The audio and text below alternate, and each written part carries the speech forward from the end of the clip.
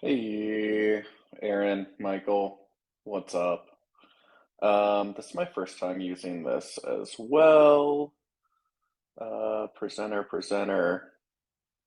You should invite on stage, invite on stage, invite on stage. Let's see if that works. Got it. Hey, Joshua, I'll invite you too. I'm in, and maybe you can hear me? Yeah, I can hear you. Okay, cool. How's everybody? All right, here we go. Cutting it close there, making me sweat a bit. No, you're all good. We'll wait a few minutes, let people join. How's everybody doing? Good. Dub's in an hour, so you know. This will be a perfect perfect Exactly. treat afterwards. Exactly. How are you? I am doing just fine. Just a lot of good meetings today. Working on the products, working on partnerships, working on a lot of stuff. So Love it. Yeah. How's your week going? Good. You know, Selling a lot of properties, so that's always good. Yeah.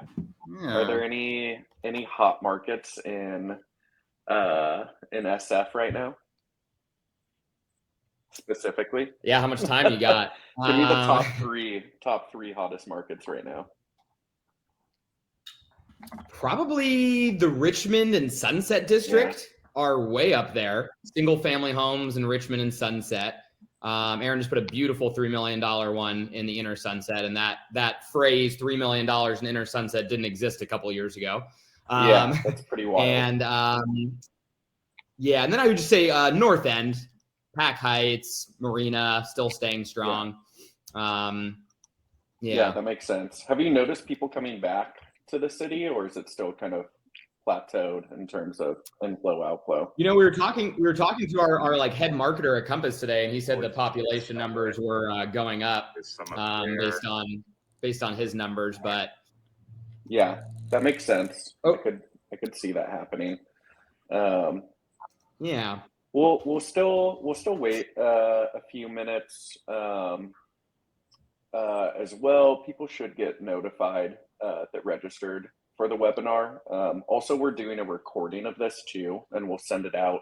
We'll share the recording with everybody. I know it, 5:30, sometimes people can make it after work, sometimes not. So we're going to still share this with our contact list. So I'll give everybody a recording as well that you can share. Also be putting it on our YouTube channel. We're going to be making a webinar playlist. So this will be evergreen content that we can all use, and will be a great way to kick things off. Wait 1 or 2 more minutes, if that's cool with you guys. Yeah, no worries. Yeah, perfect. Is my shirt coming through? Is it like it's kind of weird, It's kind of a crazy matrix. Yeah. All right. Okay. Hi guys, I think I finally figured it out. Hey Joshua. Yeah, we all had the same issue. No worries. Okay, perfect. Oh, it's all good. Cool. And let me make sure it is recording.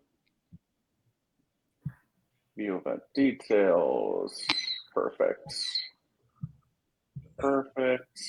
We got some polls up here too. Yeah, I included some polls too. If people are listening on the right-hand side, there's a polls tab. There's 2 polls with some questions that you can go through as we go through the webinar. If you'd like to answer those would help us out. Yeah, that'd be great. And then if people have any questions, you can throw those into the chat on that same right-hand side as well. Cool. I think we'll wait for like like I said, we'll wait for Aaron to get back, but with this will get sent out to people who registered who weren't able to join at this time, and then we're going to send it out to our contact list, which is about 350 people. So we'll make sure to include your contact info outside of this presentation. But I think we'll get started. Thanks everybody for joining. This is kind of a high level. I'm Mark from Nesmet, one of the co-founders, and we're based here in San Francisco. We're making it easy and simple for friends to purchase real estate together. So friends and family, you and a friend or you and a family member wanted that place in Tahoe or up in Russian River and wanted to use it a couple days or a couple weeks out of the year, but then also generate revenue from it, treat it as an investment property. That's kind of our main use case.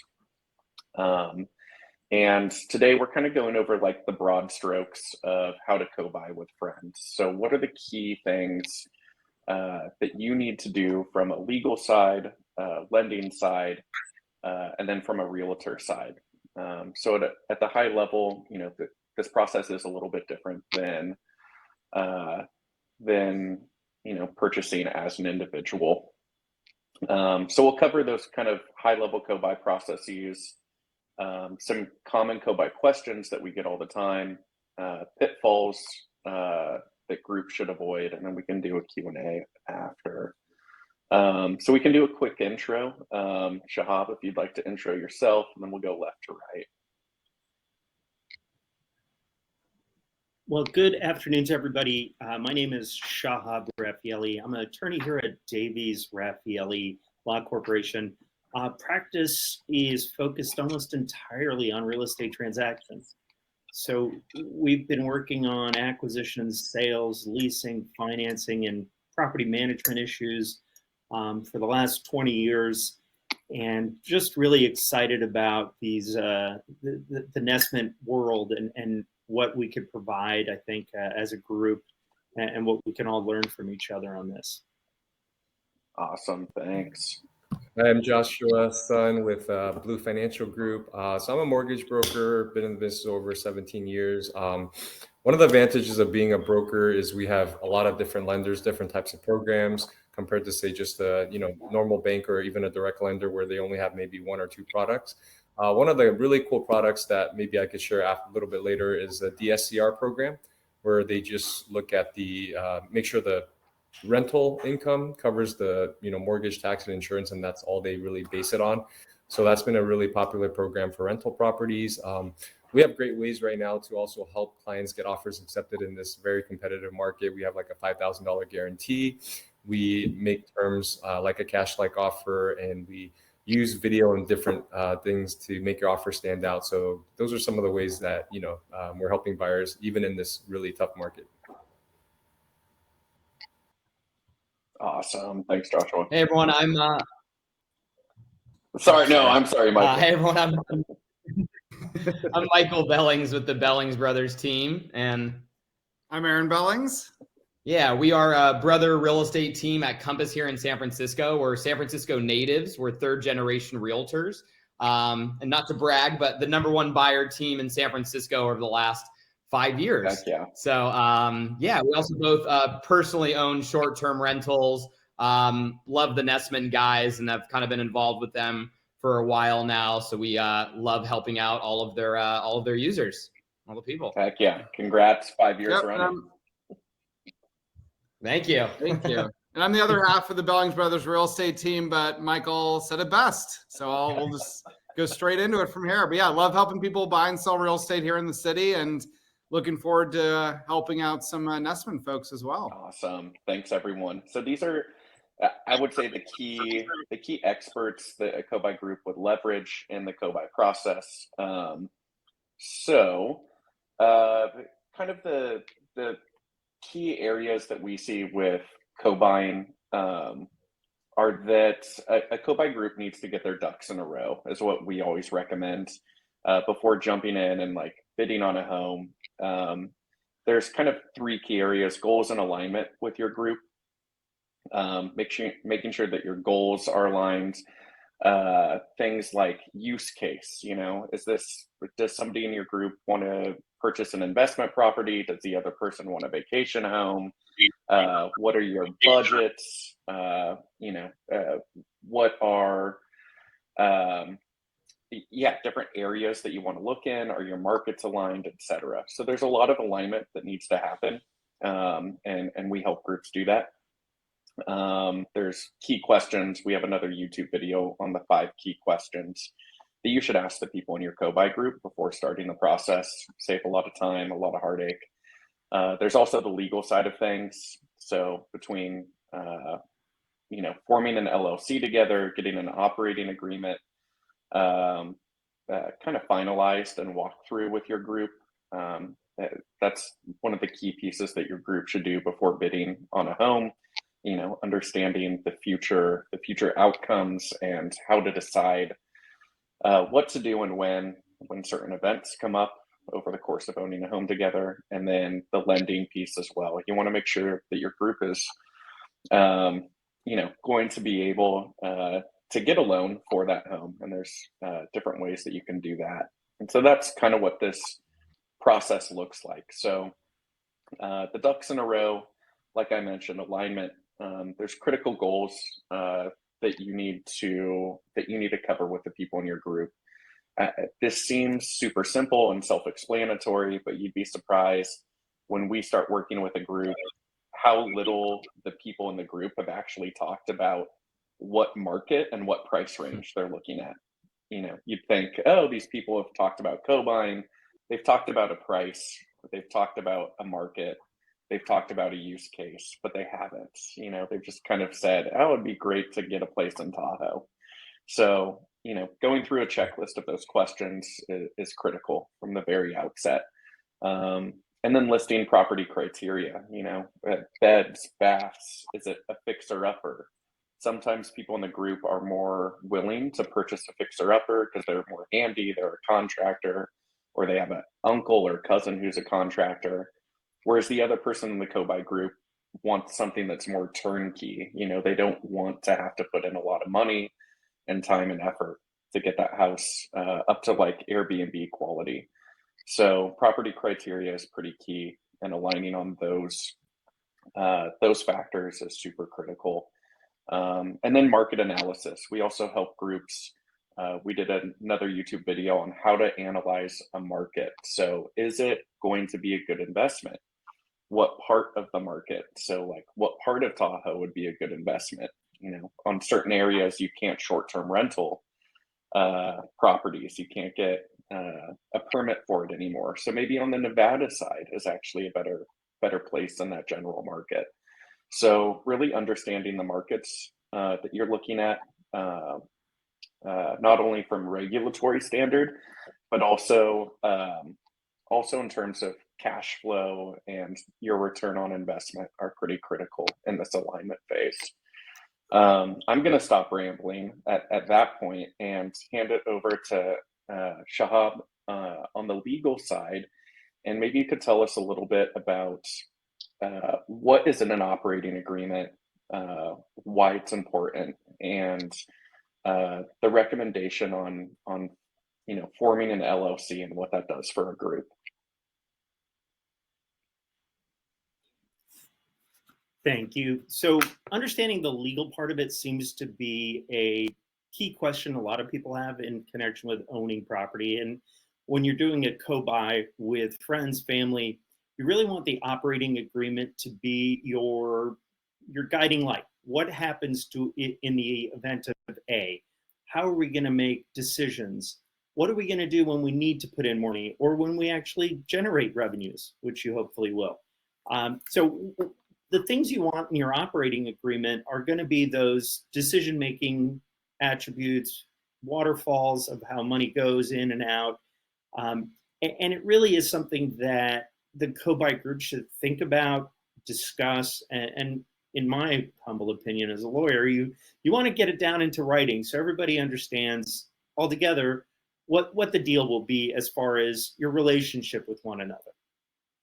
I think a lot of people are initially worried that it's a big, scary document and it's just gonna, oh my gosh, I don't want to read hundreds of pages of legalese. And our experience has been that you can really narrow it down to those key issues. You have to have a certain amount of language in your jurisdiction, and each jurisdiction is slightly different. But your LLC is going to cover virtually the same issues in most jurisdictions.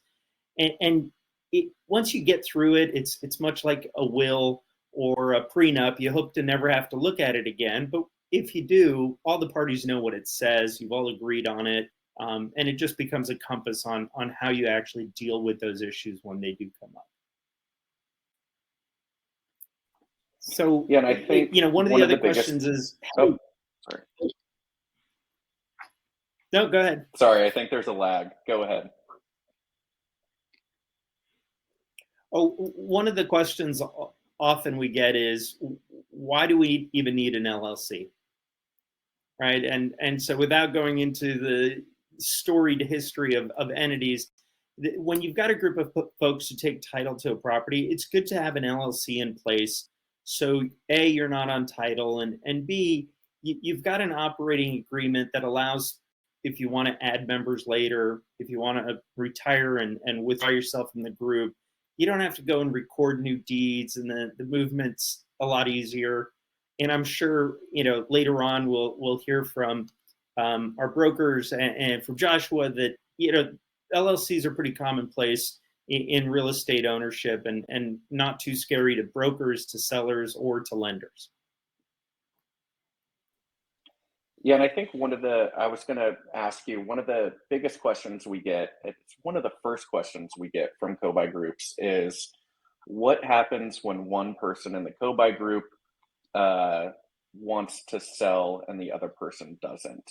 I think that, yeah, easily the biggest question we get, and that's often covered in the operating agreement. Maybe you could walk us through kind of the common ways that a group handles that. Great question. And it is one of those unfortunate circumstances that if you don't have it spelled out well, can really cause some friction between the parties. So I've seen it done a couple of ways. The first one is, it's called the right of first refusal. If one of the members wants to sell the property, the other member doesn't, the initiating member, if we will, he or she can say, okay, look, let's get the property appraised, and I can sell my interest in the LLC to you, my partner, for that appraised price. That way we both get what we want. The person who wants out gets what they thought they deserve as far as an appraised value, and the other person who didn't want to sell gets to stay in and own the property. One of the other ways, which isn't always the best, is to allow anybody to sell whenever they want and sell it to whoever they want.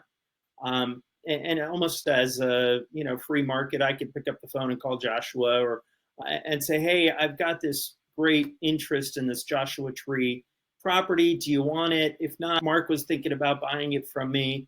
What do you think? We want to put some controls in there so we keep it in the family, so the existing members can all say, hey, look, let me buy it first before you sell it to the outside world. So the two things we usually see is either like an appraisal type agreement where the parties will assess a value to it and buy each other out. And the other way is to say, great, you can sell it to the outside world after you've offered it first to your existing LLC partners. Awesome. Also, hopefully, if their goals in alignment were together, like you talked about earlier, Mark, even though there's an operating agreement, hopefully everyone has the same goal on whether it's cash flow or vacation or appreciation or selling the property kind of thing. Yeah, I think the alignment can smooth out a lot of friction further down the road. Exactly. Awesome. That's a great high-level view. Thanks, Shahab. Yeah, I think the other big piece in getting your ducks in a row is on the lending side. Understanding terminology with lending can be quite difficult. There's a lot of jargon, a lot of acronyms. So maybe Joshua can demystify some of those terms and walk through what happens in a pre-approval and why a group needs a pre-approval before they start bidding.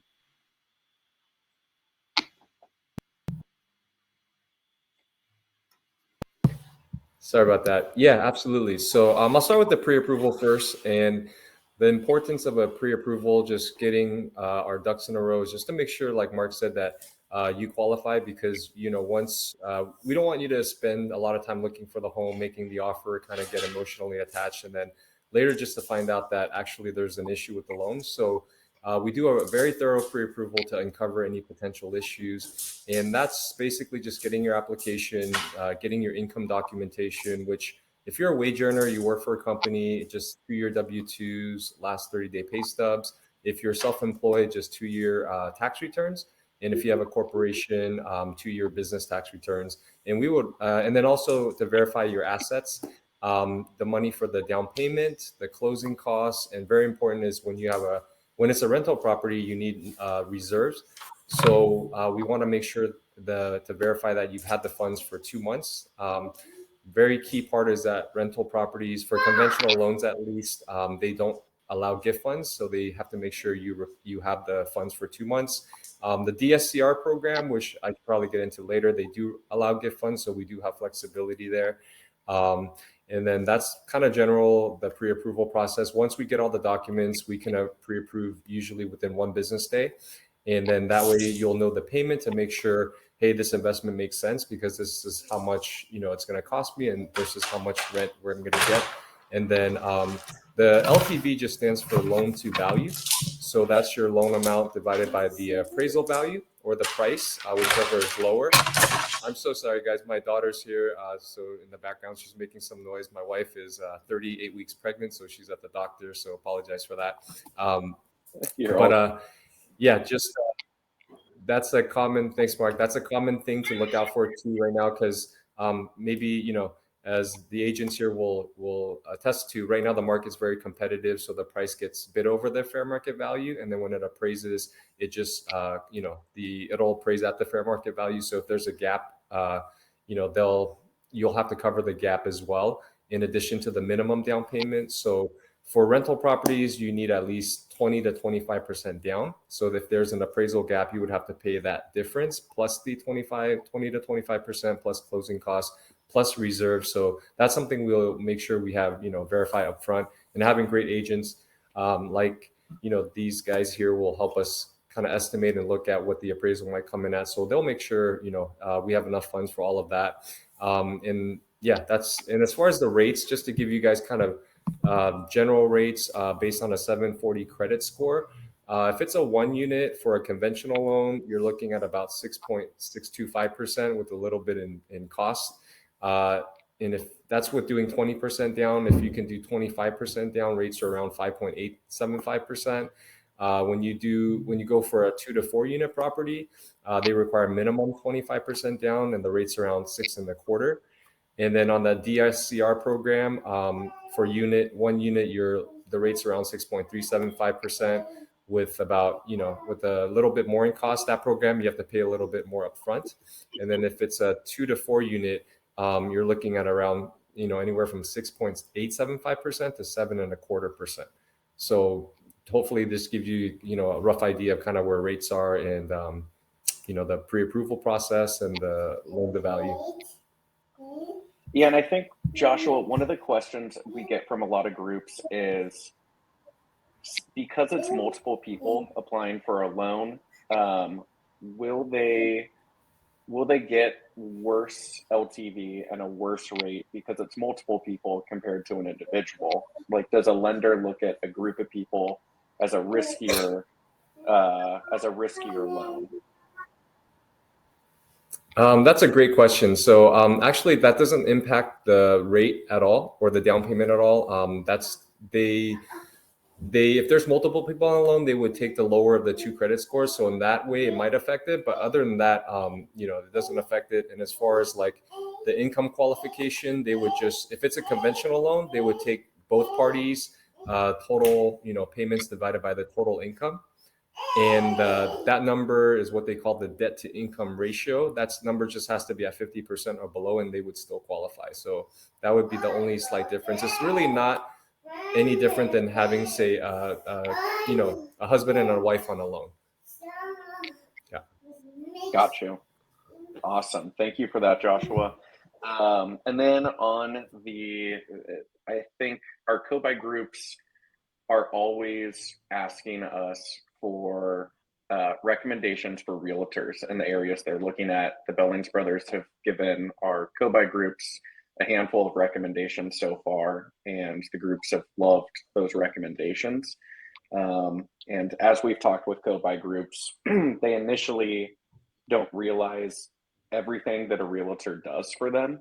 And they've actually given us feedback and said, you know, I can't imagine, you know, going through this process without like a realtor that we love. So maybe Aaron and Michael, you can tell us a little bit about the importance of a realtor in the co-buy process. And I think maybe outline all the things that a realtor does that a co-buy group might not necessarily think about. Oh, wow. Okay. Throwing us on the spot here. Well, we've got a few things that we wanted to talk about, just like the importance of working with, not only working with an agent, but working with a local expert. First and foremost is the single most important thing that you're going to do. So Michael and we're a top team here in San Francisco. And for those that know the Bay Area, if you were looking in the East Bay or the North Bay or the South Bay, we wouldn't help you. We're only San Francisco. That's how narrow of a market you should be working with your agent in. So if you're, thinking about Joshua Tree and thinking about Tahoe and thinking about, Coney Island, or I don't even know where else people buy homes, North Carolina, those are three different agents. You shouldn't be working with one person in multiple areas. They're just going to know everything that's on the market, everything that's off the market, everything that's coming soon, everything that's already sold. And here, especially here in San Francisco, obviously it's different other places. Little features can change the values of these homes by hundreds of thousands of dollars. So especially when you're looking for, usually it's the only home you're going to buy. For a lot of folks, it's either their first home or it's their second home. It's incredibly important that you get good advice from somebody that knows what they're talking about. It's also incredibly important that you work with somebody that has a network. So have that local expertise. Not only can they teach you all of these things, but when you finally move into that place or go to visit that place, like they've got a boat guy, they've got a landscaper, they've got a painter, they've got a plumber. So my clients always come to me first for anything that they need in San Francisco because I'm the champion of all things housing related. So we're always the first phone call, and you want to align yourself with the Bellings brothers in that market that you're looking at. And we spent a ton of time and energy tracking down the best of the best in all the various markets. So all of the Nestman approved realtors are top notch, and they're going to be the best of the best in their particular market that you're looking. And I think also piggybacking off that, Aaron, being an expert in the local market, you want someone that has a good reputation, because when you're writing these offers, yes, of course, price and terms are incredibly important. But when they get an offer from a top realtor in an area that they know well, that they know have really great qualified clients, that offer gets put to the top of the pile versus, a phone number they don't recognize, an email they don't recognize, they've never heard of this person in the market. That's the reputation, and the network is really important when we're, writing offers on our fellow realtors in the area. Absolutely.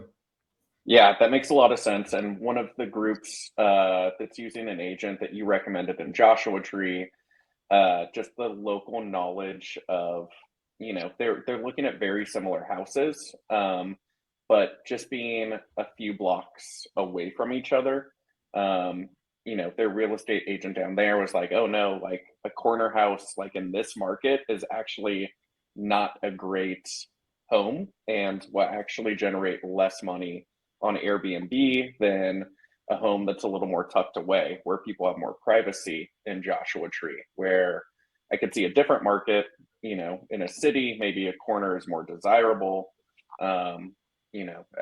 Just a little thing like that, really help them out. Well, all these things too, like the realtors are going to know, like, and these are like the little intangibles that, that you want somebody local to help you with. It's going to be things like off market. Off market is so huge that in a competitive market, you just need somebody that has access to something that everybody else doesn't have. And for Michael and I, when we're helping buyers here in San Francisco, like we're showing them stuff before anybody else sees it. So we're bringing our clients through, and then we're giving them the first right of refusal. You want that opportunity, especially in these competitive second home markets and vacation home markets. And not only that, you get the competitive edge with the off-market resources, but it's also incredibly important to work with somebody that knows what they're talking about, like short-term rental restrictions. Can you Airbnb? Can you VRBO? Like who do I talk to be able to even do these things? Like, do I talk to the Department of Building? Do I talk to this? What happens if I have to add a bathroom or I want to add a garage to my place? Where do I start? You call me. That's where you start. And we're going to get you set up with the right people. Yeah, that's awesome. Yeah. Oh, go ahead. Sorry. No, please. Yeah, No, I was going to say, I kind of view, now that we've been doing estimate for a while, the realtors are often the glue for the group, and can kind of connect with different parties as well, whether it's lenders or legal or, post-purchase, where it's like, hey, we need a property manager or we need a contractor in this area. We live in San Francisco, but, our place is in like Gurneyville up in Russian River. Sweet. Thank you guys for that. I think, Right. Absolutely. Yeah, some of the most commonly asked questions, I think Shahab went through number one, and I don't know why the numbers aren't in ascending order. But maybe Joshua, you could talk about who is on the loan for the home. I think co-buy groups often ask if we're creating an LLC, is the LLC on the loan or we as individuals on the loan? Yeah, that's a great question. So if it's a conventional loan, they only lend to individuals and not entities for legal reasons. So the individuals would be on the loan. What we can do, though, that's very common, is just have escrow prepare an accommodation deed that they record concurrently. So at close, it'll be at the individual, but 1 second later, it'll be title will be transferred to the LLC. And then, but if it's the DSCR program, like I mentioned, we can, record. We can still record as an LLC, but then the individuals would still be on the loan. So I guess to answer that question, the individuals would be on the loan, but then depending on conventional or the DSCR, we can then put it into an LLC for the title. Great. Perfect. And I know, Shahab, you're not a CPA, but this is another big question we get. What are some of the tax benefits that groups can take advantage of? I don't know if you want to speak to that. I have some high level bullet points. I'm happy to speak to that too. Okay, great. If Shara doesn't want to. Oh, I don't want to steal your thunder. Go for it. Oh, no problem. I guess the question is, what are the tax benefits of owning real estate or owning it in an LLC? For owning it in an LLC. Sure. LLCs, and again, this, I don't fight with the IRS about issues or the Franchise Tax Board, but LLCs tend to get audited less for more traditional real estate related expenses. So if you are painting your rental property, that's an expense. If you're making capital improvements, that adds to your basis. Those are going to get a little less scrutinized than if you own it individually and you've got receipts made out to John Doe for painting. Whereas if you've got invoices out to XYZ LLC for all these different expenses, a lot less of an audit risk. And certain managerial expenses may be passed through to the LLC manager or to other managers of the LLC. And I always tell my clients this: talk with your CPA about what fits for your specific property, right? And without sounding like a lawyer, but the other advantage is the deduction for taxes, insurance, etc., is not going to be subject to the current SALT regulations or limitations, I should say. So your LLC can deduct its interest expenses. Your LLC can deduct property tax expenses without any limitations at the federal level. Yeah, that's great to know. Aaron, yeah, would love your insight here too. No, just more of the same. Being able to write off a portion of your mortgage interest, being able to take advantage of a 1031 exchange down the road where you can do a tax deferred exchange if you ever did sell the building.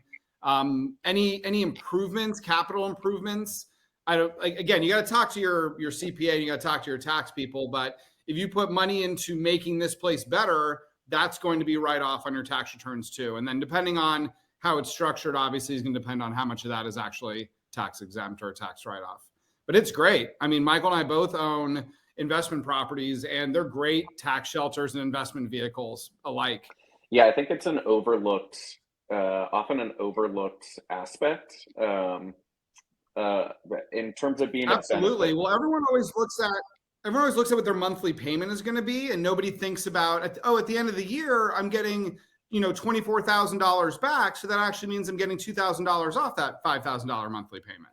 So you definitely want to look at the whole scope holistically when you're going into this. And that's the kind of stuff that Joshua can't help with the tax piece, but he's going to be able to help you with the monthly payments. And then you talk to your tax person, they're going to tell you how much you're going to get back at the end of the year. And that gives you your effective payment, which can often be two different numbers.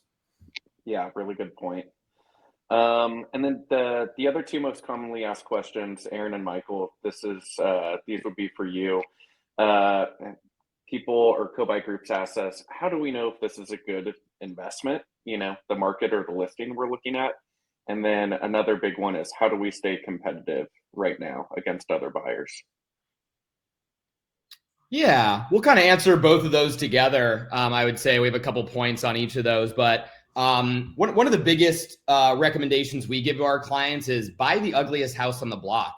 It's kind of real estate 101. And especially in our instant gratification culture we have right now, Aaron and I joke that like our clients want to close on their property on a Wednesday and have their friends over on Thursday to have wine. And God forbid if they had to do like countertops or carpets or new lighting or anything like that, that property will typically hang on the market longer. So don't be afraid of cosmetic fixers. Structural fixers are a whole other beast when you're talking about foundations, roofs, things like that. But when it comes to buy that house with the paint, pink paint color, purple tile in the bathroom, 80s shag carpet, because very inexpensively, you can change these cosmetic features and you will save a lot on your acquisition price. Where if you buy the sparkly Carrera marble countertops, you're paying 30 to 70 cents past the dollar for that contractor's cost when you could have done it yourself pretty easily. And your realtor will typically have a handyman, a contractor, someone that can do these cosmetic issues for you. So don't be scared of that. And that's a good way to stay competitive and just don't be a sheep in kind of these like hot markets where everyone's going after the same properties. We'd also be remiss not to mention that good investment is defined many different ways. So when this goes back to the sort of planning stage with your group from the very beginning, is if you have one person that wants a good long-term hold and you have another person that wants good short-term monthly returns, then those goals may not align. So in order to figure out if it's going to be a good investment or not, I think figuring out how much money you want to return short-term versus long-term, and are you playing the appreciation game, meaning we're going to hold this for 20 years and hope it's worth triple what it's worth today? Or do we want to make as much money as possible month to month, knowing that this might be a shorter term hold for us? So I think really defining and outlining that is going to help direct what a good investment looks like also. Yeah, and we could get into the nitty gritty about like cap rates and GRM and all that, but I think that's for another day. I think what you really just want to look at is, again, what Aaron said, the goals, but if we're looking at like short-term rentals, just have a really conservative spreadsheet of what you think your monthly income or return is going to be versus how much expensive you have going out monthly and annually, and make sure you're honest with yourself. What are the water bills going to be? What are the electricity bills going to be? Will we have to replace the roof in 5 years? So, being honest with yourself about monthly operating expenses versus income. And as long as you can break even or get a little bit of cash flow on that, then like Aaron said, you can kind of bank on the appreciation of the market as well. But how to stay competitive as well. Aaron and I recommend, and you can talk to Joshua about this, but writing a fire offer, we call it. So you want to look at the disclosure package, read all the inspections, get all your ducks in a row. But if you can write a non-contingent offer, meaning you don't have any contingencies on your offer, and I don't want to be cavalier about that, you want to have protections in place and go over this with your realtor and your lender. But as long as you can satisfy the loan portion ahead of time, get fully underwritten by your lender ahead of time, as having an underwriter look for your file, then writing a non-contingent offer will put you ahead of the rest of the pack as well. And sometimes a preemptive offer. Go ahead, Aaron. I was just going to say, teaming up with your local agent too, all the customs are different in every market. Like here in San Francisco, for example, we get all the inspections up front. So we waive inspection contingencies almost 100% of the time here, which may sound crazy to some people, but figuring out what those tools and tips are from your local Nestman realtor are really going to be what helps you succeed and figure out how you can beat out the competition. Yeah, and you can also write what's called a preemptive offer. So like the second that property hits the market, you don't have to wait for the listing agent to say, we're taking offers in 2 weeks. They're typically legally bound to present your offer. So if you're working with your buyer's agent on being really aggressive and really just going after something, you can write an early preemptive offer before the offer date and sometimes undercut the competition. Obviously, this is all super case by case, but these are general, overarching themes that you can work with your realtor with. Yeah. And I think, Mark, can I add that? Yeah, please. I was just about to ask you, Joshua. Oh, perfect. And first of all, I just want to affirm what Michael and Aaron were saying about how important it is that the agent you're working with, as well as the lender, is known in your local market. Because I can't tell you how many times I've gotten offers accepted just because I've worked with the listing agent or we know each other. And I'm sure Michael and Aaron would probably agree with that. So I totally agree with what they said earlier. And then also making the non-contingent offer, that's something we can do, fully underwrite your loan up front. Right now in this market, to get an offer accepted, you pretty much have to be no loan, no appraisal contingencies, and probably no inspection in certain areas too. Again, another thing that we do that is have a $5,000 guarantee. So we offer the seller, hey, if we don't close the loan, we'll give you $5,000. We make offers with very short timelines as well, 17 to 21 day close, and we back that up with a $100 per day penalty if we don't close by the contract date. And also we use, we send the seller a BombBomb video, and with the email detailing the buyer's qualifications. I follow up with a phone call, a text message. It's all about just having that conversation. Okay, Bella, hold on, please. Sorry about that. Having that conversation, making them feel comfortable, because when you talk to a listing agent, who's been doing it for a while, you just have that conversation, answer all their questions. They'll know if you know what you're doing. So that's why it's very important to work with the experienced and reputable agent and the lender, and just, look at their reviews as well. Like, for example, we have like 200 plus Yelp reviews, 5-star ratings. So those are other things, kind of just all of that together, is going to help you beat out other buyers and give you that competitive advantage. Yeah, Joshua, I mean, I'm glad you said all of that. I couldn't agree more with everything you said. And there's no one thing that makes you more competitive than everybody else. It's the collection of all of it. Like, you've got to check all the boxes. You've got to have the good realtor. You got to have the good lender. You got to have all your ducks in a row. You got to have the operating agreement. All these things all have to come together in order to make you successful. But it's not that difficult when you're working with the right people.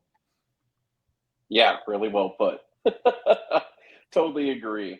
And I want to be mindful of time here, but pitfalls to avoid. I think we covered some of these, like bidding on a listing without an operating agreement or LLC. That's part of getting your ducks in a row. The last thing you'd want to do is try to scramble and get these things done after the fact. We did work with one co-buy group who actually came to us after they purchased a home, and they did not have an operating agreement or an LLC in place. And they were dealing with a ton of other paperwork, a ton of accounting. They were dealing with multiple contractors while trying to do their operating agreement and LLC in retrospect. They're like, wow, we really should have done this ahead of time. So make sure that you do get those ducks in a row, but before you go off, bidding on homes. I know that's the fun part, but you'll save a lot of headaches in the future. Another piece I can speak to is hesitating to call a city ahead of time. A lot of groups will get excited about a market somewhere like Nashville or a certain section of Nashville, and then when they're all sold and they're like, oh, this listing looks great, we then will look at the STR regulations and have to let them know, oh man, they're not allowing new applications. So your short-term rental projections aren't going to square. You're going to be let down and really only have the option to long-term rental that property. And then not factoring in all the expenses in your financial projections. I think, Michael, you touched on this, and being honest with doing conservative calculations to make sure if this investment is going to be a good investment or not. If you start omitting, some of the expenses, you're going to have heartache further down the line. Not understanding the bidding and closing process. If you do end up going into the closing process and you're not prepared for it, I know it's a big shock to first-time home buyers, and they get overwhelmed super easily. So really understanding the closing process, and I'm sure with Joshua on the lending side, and then Aaron and Michael on the realtor side, they'll get you up to speed on what to expect. So having a good lender and good realtors are paramount. So you're not shocked when there's emails, communications, text, calls flying around to get through the process. And then the last point Michael mentioned, or it was Michael or Aaron, looking past the cosmetics of a home, I thought was a great point, and not falling in love with the home that looks like it's an Instagram post on the listing that pops up. I think you made a good distinction. If it's cosmetic, go for the ugliest house on the block. But if it's like structural, if it's foundation, that's something that you don't want to skimp on. Make sure that it has good bones. Cool. And then questions. I'm not sure if anybody has questions who is here. If Matt or Alex has questions in the chat. If you are watching the recording of this and you're on YouTube, please leave your questions in the comment section. We'll reply to them. You also have all of these great panelists' email to ask questions as well. I don't know if anybody's going to ask questions right now, but any kind of parting thoughts or insights from any of the panelists? Aaron and I usually finish some of these presentations with just saying, like, don't be afraid of all of this. I know it's really scary, and none of our clients wake up and want to spend their life savings or a lot of money they have, wiring money to escrow. So we just try to educate people on put a good plan together. Everything we've talked about today is your plan, and don't be afraid to jump in when you're ready. It's never going to feel like 100% comfortable. Every time Aaron and I buy a property, we do this literally every day for other people and ourselves. We still get nervous buying that property. It is a nerve-wracking thing. But if you have your plan in place, your ducks in a row, the amazing team we assembled here and talked about, don't be afraid to jump in to the real estate market. Our family's been investing in real estate for 40 years. It's the best thing they've ever done. So we're obviously huge proponents of it. And thanks for having us. On that note, I would just want to also say, like, as far as education, one of the things that I do is educating our clients on the real estate market and the forecast. There's just a lot of misinformation in the media about being in a housing bubble. The media, for whatever reason, has always been down on the housing market for the last 10 years. So if people have listened to them, they would have missed out on a lot. There's a whole course and a lot of information I could share with you guys. Just email me. But in a nutshell, we're not in a housing bubble. There's a shortage of 5 million homes in the country. Compared to supply and demand, compared to the bubble last time, there were 3.7 million homes for sale. Right now, we're at about 950,000. So almost 3 million less homes, but about 14 million more households. So that gap is just going to take a time to close. So in a nutshell, home prices are going to continue to appreciate for, I would say, at least the next 2 to 3 years, probably 3 to 5 years. And again, I'll be happy to share more information, but education is something that we would love to share with you. If, like Michael was mentioning, if it is kind of scary, you don't know where prices are going to go, we have a lot of great data that, we'd be happy to share. Yeah, that's awesome. I would love to do another breakout session, Joshua, on I think a lot of co-buy groups are weary of diving into the housing market because interest rates have gone up and they just don't know what that means for the housing market in general. So yeah, really good point. Yeah, I love that data, Joshua. I'm going to email you. Those were great numbers. And something I forgot to mention is whether, no matter what you think about real estate prices, rental prices are going up. All of my rental agents, and I've experienced it firsthand, even though I'm not a rental agent, the rental prices are continuing to go up. So even though, interest rates are going up, so your acquisition price might be slightly higher, the rental prices are trending much higher than that. So something to keep in mind too when you're looking at investments. Also, as soon as the rates start going down again, Joshua's going to refinance you. So don't worry about the rates are today, because if they get better tomorrow, you can always refi too. All really good. Yeah, absolutely. Just a quick note on the interest rates. We study the market, and rates are going to come back down next year, early to middle of next year, to like low 3s, high 2s, according to the top analysts, because of recession. We have all the data too of how that works, and in the rents too, like in the top 10 metro areas, rents have gone up about 29% in all of them. So that's more reason that's going to continue to support a strong housing market. But yeah, Mark, would love to I have like a course on just the housing market in the forecast, and also one on interest rates. So, if that's helpful, we'd be happy to share that. Yeah, definitely would be. Awesome. Well, thank you guys so much. I'll share this recording once we upload it for you guys to share, and to people listening to the recording, like I said, feel free to leave questions in the comments. I'll put all these guys' contact info in the description as well.